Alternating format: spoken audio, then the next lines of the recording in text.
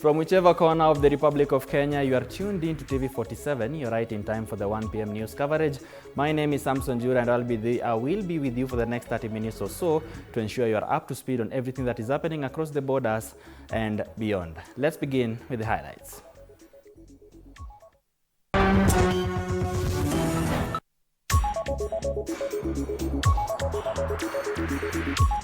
Top on news now. Flash floods strike Isiolo last evening, sweeping away an MCS vehicle while leaving a trail of destruction and loss. Meanwhile, fight for the control of the NGCDF rages on as MPs seek anchoring of the contentious fund in the law. I can tell you and assure you it will be enshrined in the Constitution through parliamentary process to make sure that we safeguard this money. Also, a section of leaders and supporters of Trans Nzoia Governor George Natembeya have strongly defended him, condemning close allies of President William Ruto for calling for his removal from office. Disappointed about some remarks that Natembeya should be impeached. We are sending one message to our leaders across the country that Natembeya is our voice. We will not accept him being intimidated. We will not accept him being silenced. All right, we are streaming live on Facebook and on YouTube at TV47 Kenya, and also on our website at www.tv47.digital. 22047 is the short SMS code. The hashtag on X is TV47 News Now. You can also tag me on X at OJ Samson. So let's begin. Members of the clergy in Vihiga County have called on the executive arm of government to exercise accountability in their quest to serve the country. Speaking in Mbale town during the Catholic Church Good Friday commemoration, Father Martin Chibole of Mbale Catholic Church has urged the executive to stick to their economic blueprint that paved their way into office, further urging the head of state to foster unity among the diverse communities of Kenya. Catholic faithfuls have also urged leaders and all Kenyans to embrace forgiveness during this Easter season. Tupendane katika hizi kaunti zetu. Wa Kenya tusipoteze kupendana. Hali si hali. Tunamwombea rais wa nchi, hata naye Mungu ampe upendo zaidi, apende wa Kenya, arudishe gharama ya maisha chini, kwa sababu ana huo uwezo kama rais wa kuhakikisha kwamba alituahidi hivyo wakati wa campaign. Basi tunamwombea ahadi alizotoa, Mungu amsaidie yeye pia afufuke katika uongozi mpya, awaongoze wa Kenya vema. Kama kanisa tunamwombea sana, kwa sababu tunatambua nchi iko mikononi mwake, anaweza kuijenga au kuibomoa. Sisi tunamwombea, ana uwezo wa kujenga nchi akisaidiwa na viongozi wote, viongozi wa upinzani. Tumeona akibadilisha mawaziri hapa na pale. Tunamwombea hata hao mawaziri wa zamani na wapya wafanye kazi kwa ushirikiano. Kama watu ambao wamekuwa na mzozano, wamekuwa hawaelewani katika familia zao, tunawaomba siku hizi tunapopata mambo ya msalaba huu tuweze kuwa watu wa huruma, watu wa kusameheana kila wakati, ili nyumba zetu tuweze kuishi vyema na tuweze kuwa marafiki kila mahali. Now, there are reports of devastation in Isiolo County following flash floods that struck the region last evening, leaving a trail of destruction and loss. A motor vehicle was swept away by raging flood waters at the flooded KMC Bridge, approximately 5 kilometers northwest of Isiolo Police Station. The vehicle, owned by David Lemantile, a member of County Assembly, was en route to Isiolo from Kipsing area and had 3 occupants at the time of the incident. Authorities have confirmed that the 3 occupants included the driver Paul Gitonga, Rajule Lemantile, age 23, and Boniface Muirungi, age 22. Boniface managed to escape unhurt through the window, but the other 2 remain missing. Search and rescue operations are currently underway. The vehicle, swept about 2 kilometers by the powerful waters, was later recovered in a severely damaged state.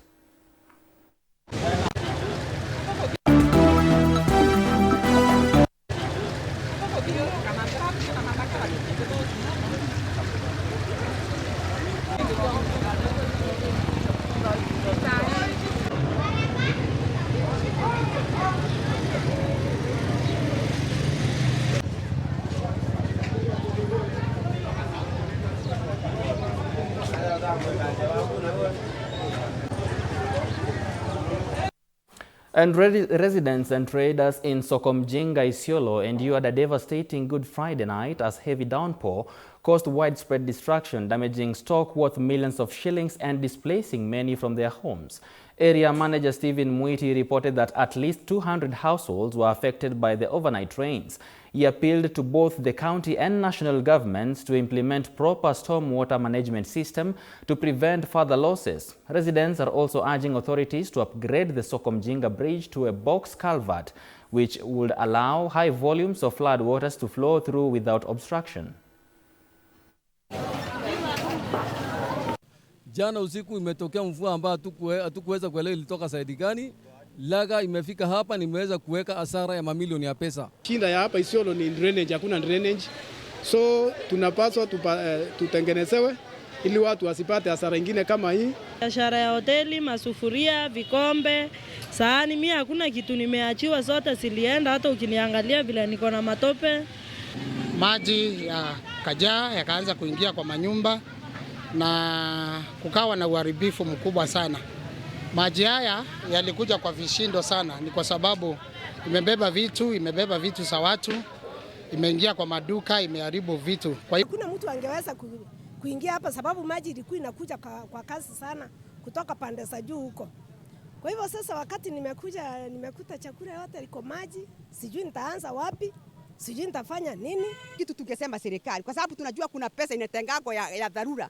Ya dharura ya kusaidia maskini. Hiyo pesa tunataka wakuja watusaidie sisi hapa Sokomjinga. On to a very contentious issue, Matungulu Member of Parliament Stephen Mule has said members of Parliament will fight tooth and nail to retain the National Government Constituency Development Fund, otherwise referred to as NGCDF. Speaking in his constituency on Good Friday, Mule said it is unacceptable to allow the 20-year fund be taken by governors as proposed by ODM party leader Raila Odinga. Mule and his Gishugu parliamentary counterpart Robert Gishumu have co-sponsored the Constitution of Kenya Amendment Bill 2022 that seeks to entrench the fund into law. We know the messenger, we know the proposer, and we know the intention. We, as members of parliament, we are not going to allow CDF to be taken to counties. And that is the voice of Kenyans. We cannot rely on voice of individuals.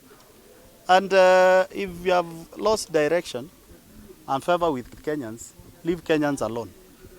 I'm sorry, leave Kenyans alone. We are not going to relent, and we are not going to allow CDF to be taken to counties. CDF is the best devolved unit in this country since its inception 22 years old. We know, governors, you are up and arms. Show us what you have done with your the money which is devolved. You want us to add you more money to go and steal, the way you are stealing left, right, center? Every day we are hearing governors being raided by ESCC. We will not allow that. On to some politics. Leaders and supporters of Trans Nzoia Governor George Natembeya from Kakamega County have come out strongly to defend him, condemning calls for his removal from office by close allies of President William Ruto. Nandi Senator Samson Cherargei and Uasin Gishu Senator Jackson Mandago have been accused of targeting Governor Natembeya due to his vocal criticism of the Kenya Kwanza administration. Speaking in Kakamega town, the leaders led by DAPK Member of County Assembly Joel Okwako praised Natembeya for his efforts to unite the Luhya community and push for stronger representation in the national leadership. They dismissed threats to impeach the governor, urging residents to rally behind him and call on the Kenya Kwanza government to focus on addressing pressing national issues rather than silencing its critics. Disappointed about some remarks that Natembeya should be impeached. We are sending one message to our leaders across the country that Natembeya is our voice. We will not accept him being intimidated. We will not accept him being silenced. We support him. He speaks for the voiceless. He speaks for the community. He speaks for everyone. And we support the message that he is giving. He's a man who has a vision for Mlembe Nation. Yeah. Natembeya as a voice. He is speaking what has not been spoken by other leaders for the last 25 years. We are standing with Natembeya. Na sisi tunaambia ule Senator Cherargei na yule Senator wa Nandi anaitwa Mandago. We have very strong issues ambazo yafaa wao wanaongelea. The government system has failed. Tunapaka natembea na yule mwenye anaota ya kwamba awe impeached, hiyo ni ndoto, haiwezekani. Hiyo haiwezekani.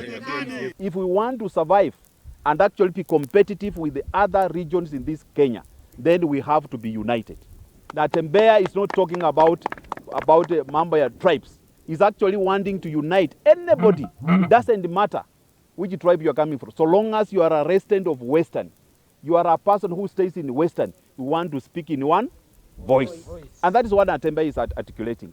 And now we are saying those people who are attacking Natembea, those who are actually articulating that Natembea should be impeached, they have lost the direction. And the mambo ya impeachment is done by members of county assembly.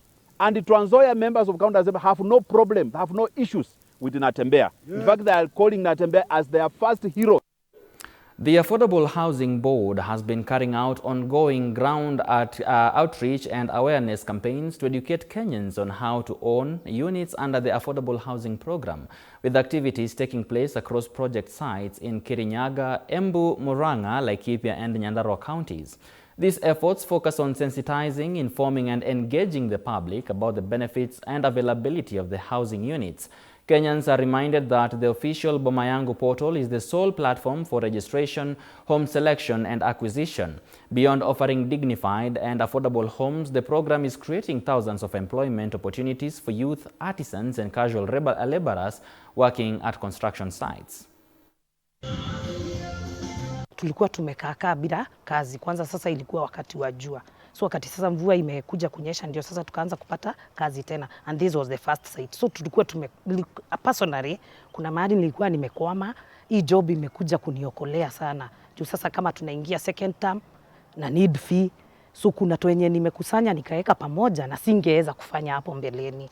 Kama ni chakula at least na afford at least breakfast, lunch na supper. Mbeleni tulikuwa tuna skip maybe at lunch. Ni kukosa nini? Kukosa job. Affordable housing imenisaidia kwa mambo kadhaa. Kama nimesomesha watoto shuleni, niko na watoto wawili, mmoja kwa class 1, mwingine kwa grade 7. Na imenisaidia sana. Hata ukiangalia upande wa kikazi, imefanya nimegain experience kabisa na kuna mambo mingi sana imenisaidia. Katika affordable housing, hii ni kazi ambayo imenisaidia kivyangu, na nikisema hata ukiangalia sehemu za hapa Lukalau, watu wengi sana wameingia kwa kazi ya affordable housing kwa sababu ina manufaa zaidi na inafanya mtu anapata kipato chake cha kila siku, inafanya mtu hawezi lala njaa.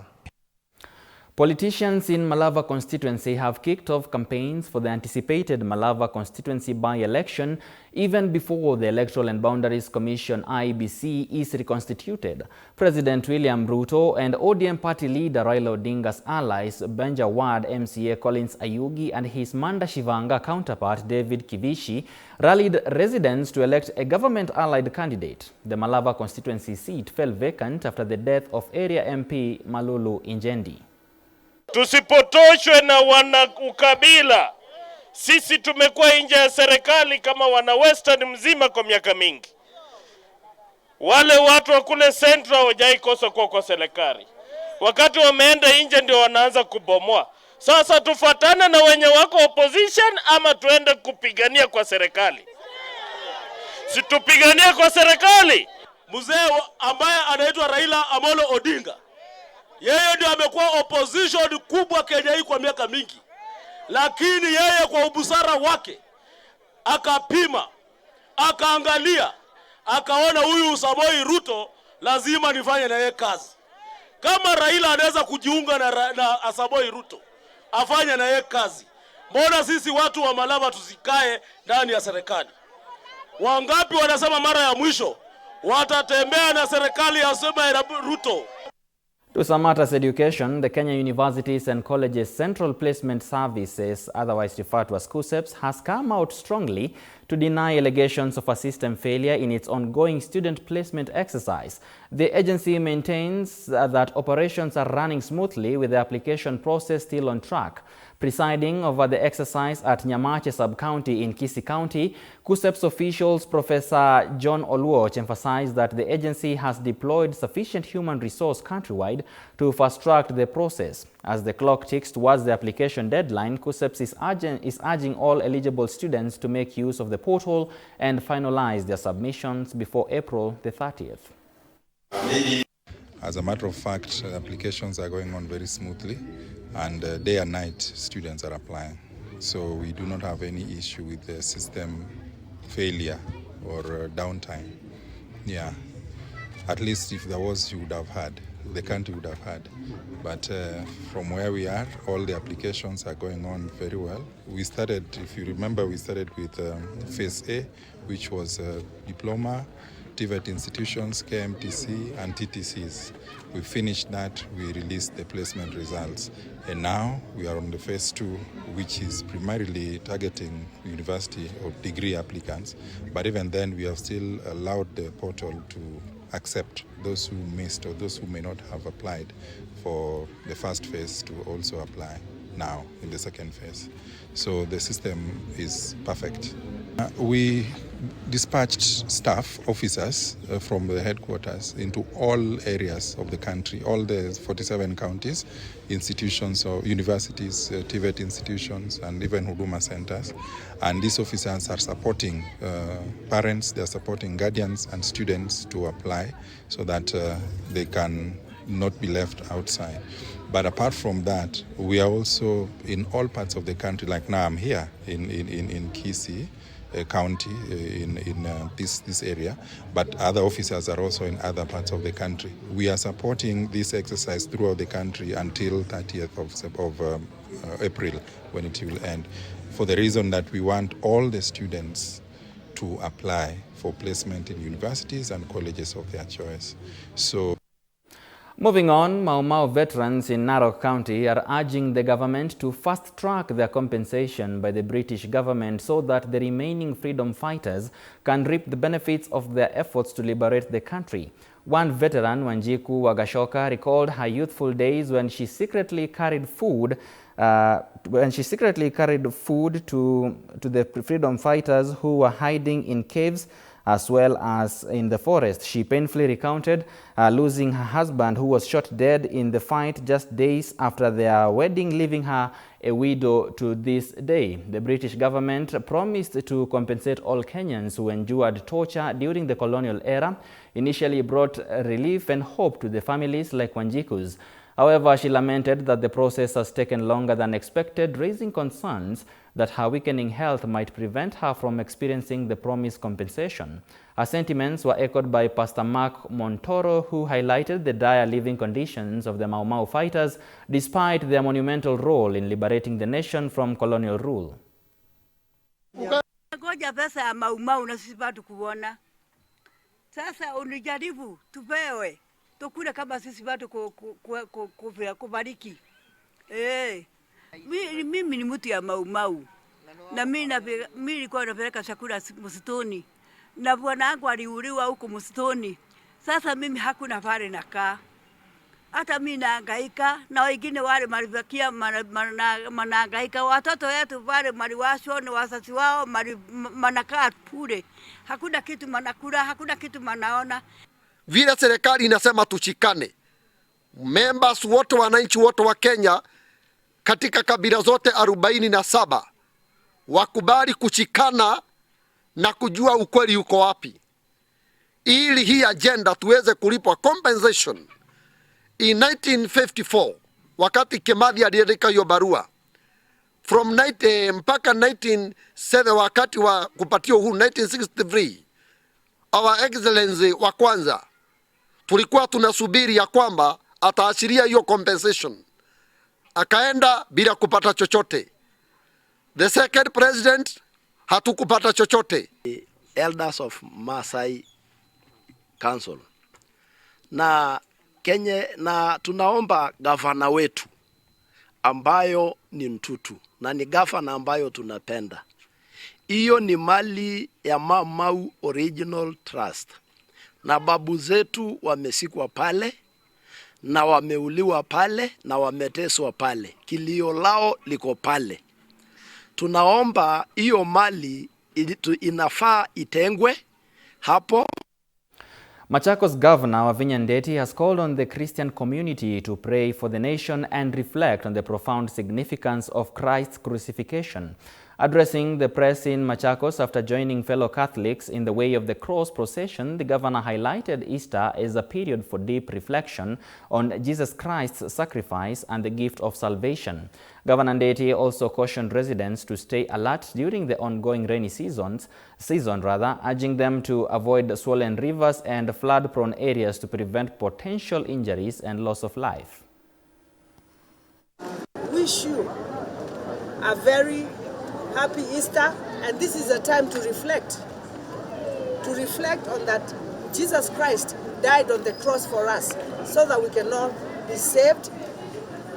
We also pray for our country and also pray for our county of Machakos so that God can continue blessing us and giving us success in the mighty name of Jesus. Tukinyesha kwa wingi, tunawauliza watu wetu tafadhali, msiingie mchana, maji ni mengi, msipite kwa mito.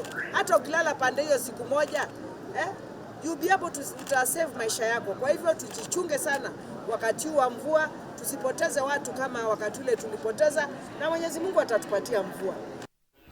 The Ministry of Sports and Youth Affairs has rolled out a new youth empowerment initiative called Nyota, targeting 180,000 young people across the country. The 5-year Kenya shillings 5 billion project, funded by the national government and the World Bank, will offer training in apprenticeship and entrepreneurship to help address youth unemployment. Speaking during the Wazo Youth Engagement Forum at Kwale High School, the Cabinet Secretary, that is Salim Vuria, announced that over 1,000 youth from Kwale County will benefit.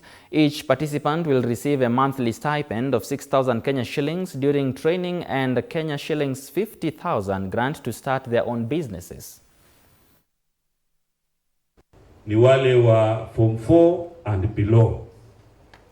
Wanapofanya application, baadaye watakuwa attached kwa ile trade. Kwa mfano kama ni mtu ya mechanic, awekwe pale kwa mtunga, kwa maina for 6 months, tutamlipa 6,000 kila mwezi. Na tutasaidia pia hiyo garage na pesa kidogo, ili wa skill, wa retool, so that hiyo program isaidie vijana. Tumekuja, utatoa wapi funding? Huko unatafuta kazi, unaenda wapi? Nani atakusaidia kuandika CV? Hapa tumekuja na takriban agencies za serikali 15, na asubuhi ya leo tumezungumzia vijana zaidi ya 700, kuwaelezea vile ambavyo wata apply kazi, wata apply loan na vitu vingine, fursa zingine nyingi ambazo ziko kwenye serikali. Moving on, banks and financial institutions are being called on to do more in educating Kenyans about home loans and making mortgage options more accessible, especially for those in the low to middle income bracket. This message came during the signing of a partnership between Finasco Africa and Cooperative Bank aimed at helping more Kenyans transition from renting to owning homes. Finasco Africa CEO John Mwaura emphasized that a major obstacle to home ownership is lack of flexible financing options. He noted that partnerships like this are crucial in supporting the government's affordable housing agenda and helping more families unlock the dream of owning a home. The bank will provide flexible and affordable mortgage financing to clients seeking to purchase plots and homes developed by Finasco Africa. This initiative will directly support the affordable housing agenda in line with the Kenya Mortgage Refinance Company, that is KMRC, by offering low-interest, long-term mortgage solutions to qualifying customers, especially those in the low to middle-income segment.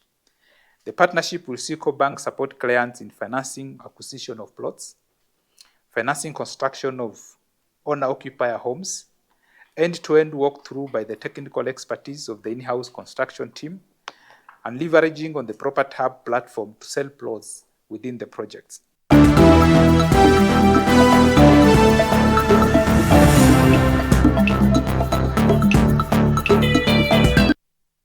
Now we delved into the world of sports, where the Kenya Premier League defending champions Gor Mahia FC are set to face Sofapaka in a highly anticipated match at Dandora Stadium in Nairobi County this afternoon. Gor Mahia, or rather this weekend rather. Gor Mahia currently sits in third place after 25 matches, with Police FC retaining the top spot despite their loss to Lindsay Stars yesterday. Tomorrow, Bidco United will face Mathare United FC, Talanta will battle Shabana at Dandora Stadium, and Tusker FC is scheduled to take on Nairobi City Stars at Kenyatta Stadium in Machakos County.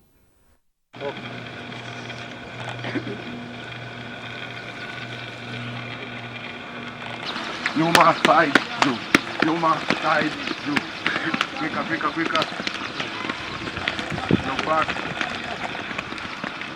Again, the same. Yuma side, do. Now we head to Europe, where defending champions Manchester City are aiming to solidify their Champions League qualification when they visit Everton this Saturday afternoon. Their citizens, currently in 5th place, secured a thrilling 5-2 comeback victory against Crystal Palace last weekend. A win today will see them leapfrog Nottingham Forest